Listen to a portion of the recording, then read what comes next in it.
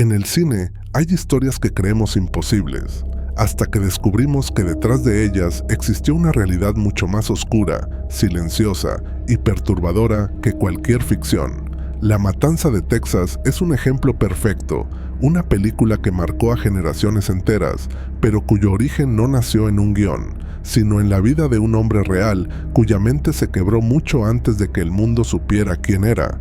Hoy abrimos ese archivo prohibido, ese caso que durante décadas estuvo cubierto por el horror y el silencio.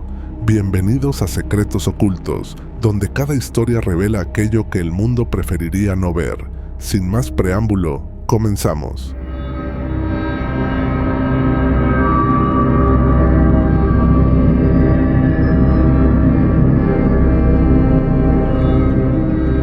La Matanza de Texas, conocida en muchos países como The Texas Chainsaw Massacre, es una de esas películas que lograron meterse bajo la piel de generaciones enteras. Con su estética sucia, su atmósfera claustrofóbica y esa frase tan inquietante, basada en hechos reales, el público quedó marcado para siempre. Pero lo que muy pocos saben es que detrás de la motosierra, la familia caníbal y ese desierto interminable de Texas no se esconde un clan de asesinos, sino un solo hombre.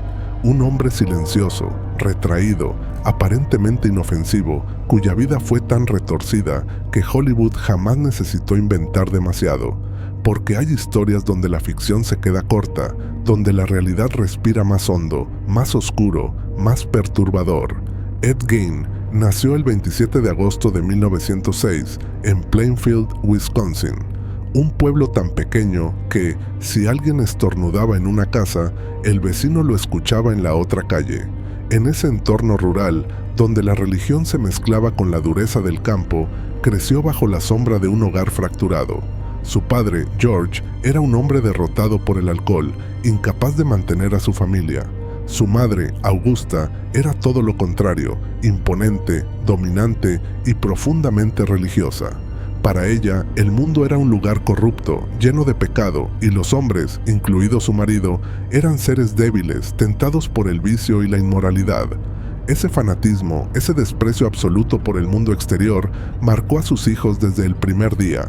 La granja de los Gein no era solo una casa, era una fortaleza emocional. Allí dentro, Augusta imponía un régimen basado en el miedo a Dios, la vergüenza y la pureza casi enfermiza. A Ed le fascinaba y le asustaba a la vez el matadero familiar. Aunque sentía rechazo por la sangre, su mirada no se apartaba jamás cuando su padre degollaba un cerdo. Era como si dentro de él algo se encendiera y se congelara al mismo tiempo. Ver a su madre manchada de lodo y sangre, con el delantal húmedo y pesado, despertaba en él sensaciones extrañas que ni él mismo podía explicar. Era admiración, era temor, era dependencia absoluta. En la escuela, los pocos intentos de Ed por relacionarse terminaban de inmediato cuando Augusta intervenía, acusando a los otros niños de ser instrumentos del pecado. Eso lo aisló por completo, y un niño aislado, obligado a crecer solo con sus pensamientos, solo con su miedo, solo con la voz de una madre dominante, desarrolla un mundo interior que nadie puede imaginar. Lo que Augusta no sabía era que la sobreprotección no estaba formando a un buen hombre, sino destruyendo lentamente a uno. La muerte llegó primero por su padre, luego por su hermano Henry, cuyo fallecimiento siempre dejó un olor a sospecha. Los informes oficiales hablaron de asfixia durante un incendio, pero quienes conocían la relación entre ambos hermanos nunca quedaron convencidos.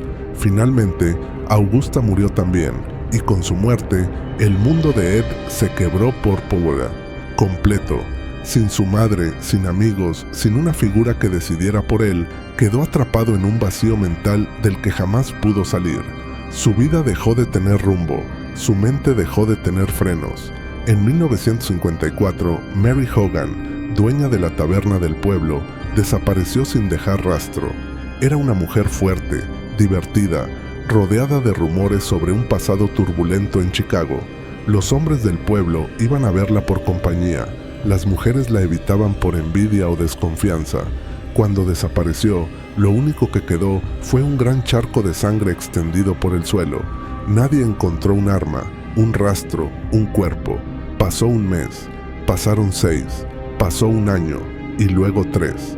Mary simplemente se desvaneció de la faz de la tierra. La gente se acostumbró a la ausencia, pero nunca a la falta de respuestas. La segunda desaparición fue distinta. Bernice Worden, dueña de una ferretería respetada y querida, desapareció una tarde fría de noviembre. Su hijo volvió a casa pensando en verla cerrando el local como siempre, pero lo único que encontró fue silencio. La tienda abierta, las luces encendidas y un recibo incompleto sobre el mostrador. Una venta de anticongelante. El último nombre escrito era Ed Gein. Nadie en el pueblo podía creerlo. Ed era extraño, sí. Era solitario, sí. Pero no parecía capaz de hacer daño. Cuando la policía empezó a revisar su rutina, pequeñas piezas comenzaron a encajar. Y lo que encontraron en la granja superó cualquier pesadilla. Al abrir la puerta, lo primero que golpeó a los oficiales no fue la sangre ni los restos humanos, sino el olor. Un hedor espeso, húmedo, insoportable. Dentro, el cuerpo de Bernice colgaba boca abajo, con el torso abierto de lado a lado. Estaba sin cabeza, sin órganos, tratada como la carne de un animal recién cazado. Y eso era apenas el inicio. La casa era un caos de oscuridad y repulsión. En el suelo había huesos, pedazos de piel seca, cajas con restos humanos apilados junto a comida podrida. Pero el verdadero horror estaba en los objetos. Máscaras hechas con rostros humanos, cinturones formados por pezones, lámparas confeccionadas con piel cuidadosamente curtida, sillas tapizadas con dermis humana, guantes, bolsos, cuencos y ceniceros tallados a partir de cráneos. Era como si Ed hubiera intentado reconstruir el cuerpo humano desde cero, no como un científico, sino como un niño intentando armar un rompecabezas roto que jamás entendió cómo funcionaba. Cuando lo interrogaron, Ed confesó 2 asesinatos. El resto, según él, provenía de tumbas que él mismo había profanado. Buscaba siempre el mismo tipo de mujer, el mismo cuerpo, la misma complexión, la misma presencia, todas parecidas a su madre. Ed no quería matar para destruir vidas, quería reconstruir la única vida que jamás pudo soltar, la de Augusta. El contraste más impactante de toda la casa era la habitación de su madre. Mientras todo a su alrededor se desmoronaba en suciedad, descomposición y locura, ese cuarto permanecía intacto, sagrado, limpio, como si Augusta todavía estuviera viva allí adentro. Ed selló esa habitación el día que ella murió y nunca volvió a entrar. Ese pequeño santuario revelaba más que cualquier confesión. Él nunca superó su muerte, nunca la soltó, nunca dejó de obedecerla. Cuando la noticia salió a la luz, Plainfield pasó de ser un pueblo insignificante a convertirse en el epicentro del horror nacional. Reporteros de todo el país llegaron para narrar, horrorizados, lo que encontraron en aquella granja. Ed fue declarado mentalmente incompetente y enviado a un hospital psiquiátrico, donde vivió tranquilamente, sin causar problemas, casi como si nada de aquello hubiera sucedido. Murió a los 77 años, por causas respiratorias, sin arrepentimiento, sin odio, sin emoción, simplemente vacío. La historia de Ed Gein inspiró The Texas Chainsaw Massacre, Psycho, El silencio de los inocentes y muchas más.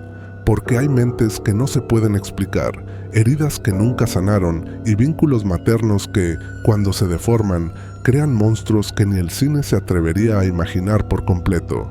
Si esta historia les ha estremecido o les ha hecho ver la película desde otra perspectiva, los invito a dejar su opinión en los comentarios.